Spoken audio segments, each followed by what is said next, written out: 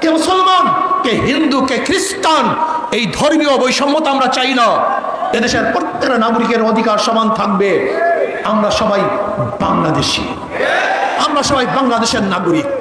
আর স্বাধীনতা এবং জুলুম নির্যাতনের ব্যাপারে একমাত্র গ্রান্তি দিতে পারে ইসলাম। ইসলামের বাহিরে কোনো নীতি আদর্শ সাম্যতা স্থাপন করতে পারে না, মানুষের অধিকারকে ফিরিয়ে দিতে পারে না।